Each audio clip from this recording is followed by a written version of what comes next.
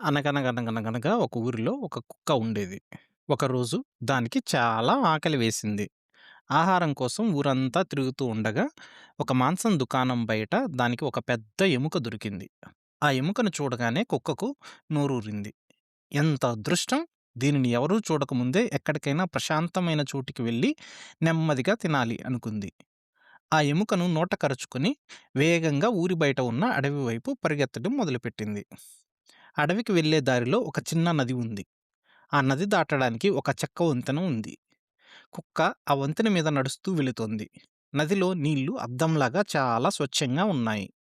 వంతెన మధ్యలోకి వెళ్ళగానే కుక్క అకస్మాత్తుగా కింద నీళ్లలోకి చూసింది. నీళ్లలో దానికి తన నీడ కనిపించింది. కానీ కుక్కకు అది తన నీడ అని తెలియదు. నీళ్లలో వేరే కుక్క ఉందని, దాని నోట్లో కూడా తనకంటే పెద్ద ఎముక ఉందని భ్రమపడింది. వెంటనే ఈ కుక్క మనసులో అత్యాశ పుట్టింది. నా దగ్గర ఉన్న ఎముక కంటే నీళ్లలో ఉన్న కుక్క దగ్గర ఉన్న ఎముక చాలా పెద్దదిగా ఉంది. దాన్ని కూడా లాక్కుంటే నాకు 2 ఎముకలు దొరుకుతాయి. కడుపు నిండా తినొచ్చు అని ఆలోచించింది. ఆలోచించిందే తడవుగా ఆ నీళ్లలో ఉన్న రెండో కుక్కను భయపెట్టడానికి కోపంగా భౌ భౌ అని అరిచింది. అంతే, నోరు తెరవగానే దాని నోట్లో ఉన్న అసలు ఎముక జారి భక్కుమని నీళ్లలో పడిపోయింది.